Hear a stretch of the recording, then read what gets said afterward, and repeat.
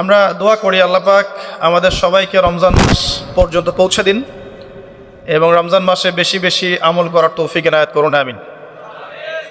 রমজান সম্পর্কে এই জন্য কথা বললাম যে রাসূল সাল্লাল্লাহু আলাইহি ওয়াসাল্লাম একটা হাদিসের মধ্যে বলেছেন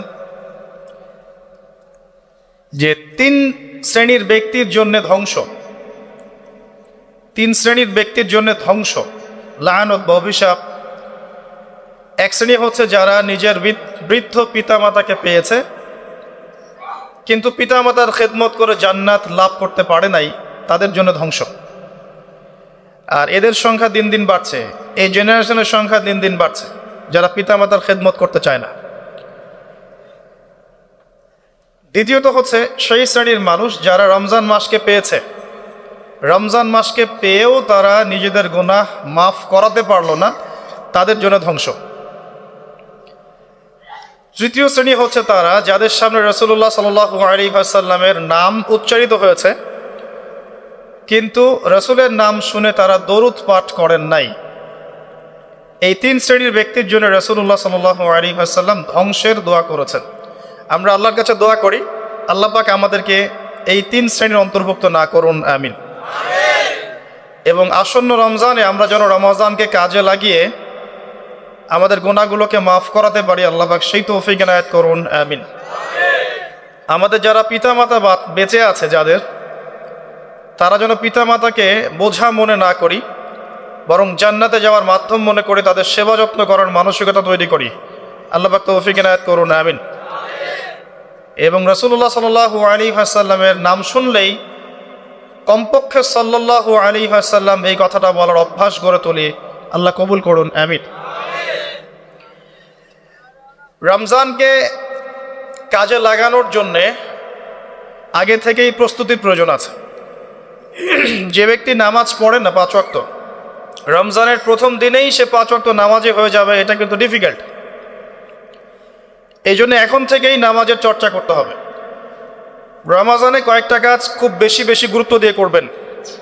1 নাম্বার, জামাতের সাথে 5 ওয়াক্ত সালাত পারা যাবে ইনশাআল্লাহ। 2 নাম্বার, নিজের মালের যাকাত দিয়ে দিবেন। এটা কি ব্যবসায়িক সমিতির উদ্যোগে প্রোগ্রাম? নিজেদের মালের যাকাত হিসেব করে মুফতি সাহেবদের কাছে যাবেন, কওমি উলামায়ে কেরামের কাছে যেতে পারেন, গিয়ে যাকাতের আপনার নিসাব হিসাব করে নেবেন যে আপনার কতটুকু যাকাত এসেছে। এবং এটা দেওয়ার সবচেয়ে উত্তম সময় হচ্ছে রমাদান মাস। যাকাতগুলো দিয়ে দিবেন, আল্লাহ পাক তৌফিক দান করুন। সাদাকাতুল ফিতর দিবেন রমজান মাসে। তারাবির সালাত অবশ্যই অ্যাটেন্ড করবেন, তারাবির সালাত মিস করবেন না। পরিবারের ব্যক্তিদেরকে একসাথে নিয়ে ইফতার করবেন, আলাদা আলাদা করে করবেন না। বেশি থেকে বেশি মানুষকে ইফতার করাবেন, সামাজিকভাবে, রাষ্ট্রীয়ভাবে, সংগঠনের উদ্যোগে বা ব্যক্তিগত পর্যায়ে বেশি থেকে বেশি মানুষকে ইফতার করাবেন। এবং কোরআনুল কারীমকে বেশি সময় দিবেন। প্রতিদিন অন্তত পক্ষে 1 পারা করে তেলাওয়াত করবেন। যারা হাফেজ কোরআন তারা পুরো কোরআন হিফজ আবার চর্চা করবেন। যারা আরও বড় লেভেলে আছেন কোরআন গবেষণা করবেন। 5 ওয়াক্ত নামাজের পরে একটা করে হাদিস পড়ার চেষ্টা করবেন মসজিদের মধ্যে। আসর থেকে মাগরিব এই সময়টুকুর মধ্যে, আসরের নামাজের পরে মসজিদ ভিত্তিকভাবে দার্সের ব্যবস্থা করবেন, তালিমের ব্যবস্থা করবেন।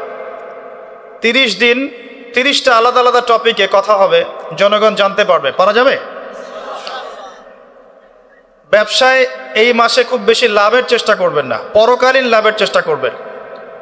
সিন্ডিকেট করে দ্রব্যমূল্যের দাম বাড়িয়ে দিবেন না, চেষ্টা করবেন মানুষকে আরও সহজ করে দেওয়ার জন্যে। যারা খাবারের ব্যবসা করেন রমজান মাসে বেশি বেশি মানুষকে খাবার খাওয়াবেন, আল্লাহ বরকত দিবে ইনশাআল্লাহ। কাপড়ের ব্যবসা করেন, বেশি থেকে বেশি মানুষকে কাপড় দান করবেন রমজান মাসে। রমজানে মুসলিমদের নিত্য প্রয়োজনীয় যে দ্রব্যগুলো আছে এগুলো যারা বিক্রি করেন তাদের প্রতি অনুরোধ থাকবে যে কৃত্রিম সংকট সৃষ্টি করে দাম বাড়াবেন না, বরং মানুষের জন্য সহজ করে দিবেন। আল্লাহ আপনার রিজিকে বরকত দেবে ইনশাআল্লাহ। বিশ্বের প্রায় প্রতিটা মুসলিম কান্ট্রিতেই রমজান মাসে দ্রব্যমূল্যের দাম নিয়ন্ত্রণে থাকে, কমে যায়, ইল্লাল বাংলাদেশ ছাড়া। কিন্তু আমরাই 90% মুসলিমের দেশ, এই মাস লাভের মাস, পরকালীন লাভের মাস, দুনিয়ার লাভের মাস নয়। বরং রমজান আসার আগেই পুরো মাসের বাজার এবং ঈদের শপিং করে ফেলে দিবেন। রমজান মাসে বেশি বেশি মার্কেটে যাবেন না এবং স্ত্রী সন্তানদেরকেও বেশি বেশি মার্কেটে যেতে দিবেন না, বরং এই মাসে পর্দা আরও বজায় রাখার চেষ্টা করবেন। রাস্তার মোড়ে মোড়ে যে হোটেলগুলো থাকে, ঘোমটা হোটেল, এই হোটেলের মালিকদের প্রতি নসিহত থাকবে যে আল্লাহকে ভয় করেন। হোটেলের বাইরে লিখে দিবেন মুসলিমদের জন্য খাওয়া আমার হোটেলে জায়েজ নাই। এটা করবেন, ঘোমটা না দিয়ে ওখানে লিখে দিবেন যে আপনি মুসলিম হয়ে থাকলে আল্লাহকে ভয় করুন, আমার হোটেলে মুসলমানদের জন্য আলাদা করে খাওয়ার কোনো জায়গা নাই রোজা রাখা অবস্থায়। সেলুনে আছেন যারা, সেলুনে লিখে দিবেন রমজান মাসে আমি দাড়ি কাটি না, কমপক্ষে লিখে দিবেন যে আমার দোকানে দাড়ি শেভ করা হয় না। রমজান মাসে আল্লাহওয়ালা হয়ে যান, লাআল্লাকুম তাত্তাকুন, তাকওয়া অবলম্বন করতে হবে। কিছু টিপস বলে দিলাম। সবচেয়ে বড় কথা হচ্ছে মানসিক প্রস্তুতি। রমজান আসতে যাচ্ছে, একটা মানসিক প্রিপারেশন। এই রমজানের 30টা দিন আমি প্রত্যেকটা দিনকে কাজে লাগাবো। প্রতিটা দিন আমি কোরআনের কিছু অংশ পড়ব, হাদিস কিছু পড়ব, দুটা কথা মানুষকে দাওয়াত দিব, ইফতার করাবো মানুষকে, সাধ্যমতো দান সাদাকা করব, তারাবির সালাতে হাজির হব, কোরআন খতম দিব। এই কাজগুলো করতে কি সরকার বাধা দিবে? প্রশাসন বাধা দিবে? এগুলো আমাদের হাতে আছে। আল্লাহ পাক আমাদের সবাইকে তৌফিক এনায়েত করুন, আমিন। আর এই রমজান মাসে বেশি বেশি খাওয়া এবং দুনিয়াবি কাজে অপচয় করবেন না। সারাদিন রোজা রেখে যদি ইফতার করতে 20টা আইটেম নিয়ে বসি আমাদের পুরান ঢাকার মানুষের মতো, তাহলে অবস্থা খারাপ। রমজানের আধ্যাত্মিকত্ব নষ্ট হয়ে যাবে। কথা কি বুঝতে পারছেন? রোজা রেখেছে আলহামদুলিল্লাহ, ইফতার করার জন্য কি 20টা আইটেমের দরকার আছে? 10টা আইটেমের দরকার আছে? এই যত বেশি ইফতারে খাবে মানুষ তত বেশি সে অসুস্থ হয়ে যাবে এবং তারাবি অন্যান্য ইবাদতগুলো ঠিক মতো করতে পারবে না। আমাদের ক্ষেত্রে দেখা যায় যে সেহেরি আর ইফতারে আয়োজন দেখলে মনে হয় এটা আমার জীবনের শেষ খাওয়া হবে না। কথা বুঝতে পারছেন? তো এই স্বভাবগুলোকে চেঞ্জ করতে হবে। আল্লাহ পাক তৌফিক ইনায়েত করুন, আমিন। এবার আসেন, মেরাজে যাওয়ার আগে আমরা রাসূলুল্লাহ সাল্লাল্লাহু আলাইহি ওয়াসাল্লামের জীবনীর সামন থেকে আসতে চাই। আর আমি যে কথাটা বলতে চেয়েছিলাম সেটা হচ্ছে রমজান আসার আগেই নবী সাল্লাল্লাহু আলাইহি ওয়াসাল্লামের জীবনী একবার পড়ে শেষ করবেন, ওয়াদা করেন। হাত উঁচু করেন, হাত নামান। সবচাইতে সেরা বই আমার কাছে জীবনীর উপরে, নবী সাল্লাল্লাহু আলাইহি ওয়াসাল্লামের জীবনীর উপরে অনেক বই আছে, তবে আমার কাছে মনে হয় সবচেয়ে বেস্ট বইটা হচ্ছে আর রাহিকুল মাখতুম। নাম মনে থাকবে? রাহিকুল মাখতুম, আল্লামা সফিউর রহমান মোবারকপুরি রাহিমাহুল্লাহ, যিনি এই সাবকন্টিনেন্টের মানুষ ছিলেন, তিনি বইটা লিখেছেন এবং বইটা 1182টা বইয়ের মধ্যে প্রথম স্থান অধিকার করেছে। 1182টা বা 83টা বইয়ের মধ্যে এই বইটা প্রথম স্থান অধিকার করেছে এই সৌদি আরবের কম্পিটিশনে।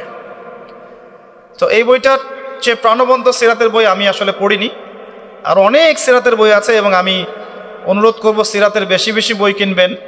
একটা সিরাতের বইয়ে সব তথ্য হয়তো থাকবে না, এখানে ভেরিয়েশন আনতে হবে আপনাকে। বিভিন্ন সিরাতের বই কিনবেন, কিন্তু আর রাহিকুল মাখতুম বইটা মাস্ট বি পড়ার চেষ্টা করেন। রমজান মাস আসার আগেই বইটা শেষ করবেন, ওয়াদা করেন ইনশাআল্লাহ। আল্লাহ পাক তৌফিক দান করুন। এবং রমজান মাস আসার আগেই কোরআন তেলাওয়াত শিখে নেবেন, ওয়াদা করেন। আগামীকাল থেকেই প্রয়োজনে স্থানীয় মসজিদের যিনি ইমাম আছেন বা মুয়াজ্জিন সাহেব আছেন বা মাদ্রাসার শিক্ষকরা আছেন তাদের কাছে যাবেন। 1 থেকে 2 মাসের বেশি সময় লাগার কথা না আপনার তাজবিদ শিখতে। সবার তো শিখলেই বিশুদ্ধ হয়ে যাবে না। পড়তে পড়তে পড়তে পড়তে একটা পর্যায়ে আপনার মুখের মধ্যে জড়তা আল্লাহ কাটিয়ে দিবে, তখন আপনি ইনশাল্লাহ ফ্লুয়েন্টলি পড়তে পারবেন। কিন্তু শিখতে, নিয়মকানুনগুলো শিখতে 1 থেকে 2 মাসের বেশি লাগার কথা না।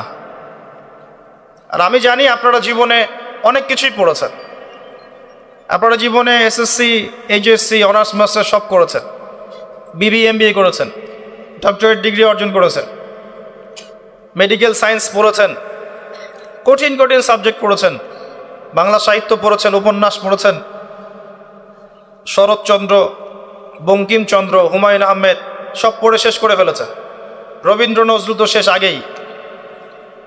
ইংরেজিতে অনার্স করছেন, ইকোনমিক্সে অনার্স করছেন, ম্যানেজমেন্ট পড়ছেন, অ্যাকাউন্টিং পড়ছেন, কঠিন সাবজেক্ট পড়ছেন, ফিজিক্স কেমিস্ট্রি পড়ছেন, বায়োলজি পড়ছেন, কিন্তু 1-2 মাস 3 মাসের মধ্যে আপনি কোরআন শিখতে পারবেন না, এটা আসলে বিশ্বাসযোগ্য নয়।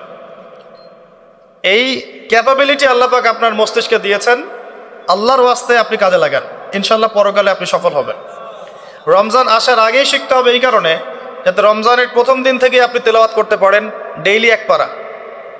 পারা যাবে ইনশাল্লাহ? এই কোরআন কার উপর নাজিল হয়েছে?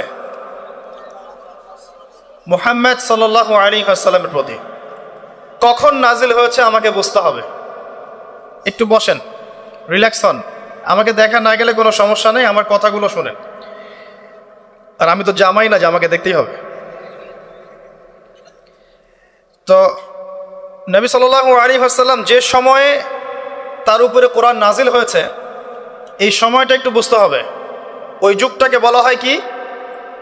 আইয়ামে জাহিলিয়াত, মানে কি? অন্ধকারাচ্ছন্ন যুগ। ওই যুগে মৌলিকভাবে অনেক সমস্যা ছিল, কিন্তু মোটা দাগে 5টা সমস্যা ছিল। কয়টা? 5টা। এখান থেকে আমি মেরাজের দিকে যাবো ইনশাল্লাহ। 5টা মৌলিক সমস্যা ছিল। 5টা সমস্যার প্রথম হচ্ছে শিরক। ওই যুগের মানুষরা আল্লাহর সাথে শিরক করত। তারা মূর্তি পূজা করত, তারা মাধ্যম পূজা করত, তারা কবর পূজা করত, তারা মৃত ব্যক্তির পূজা করত।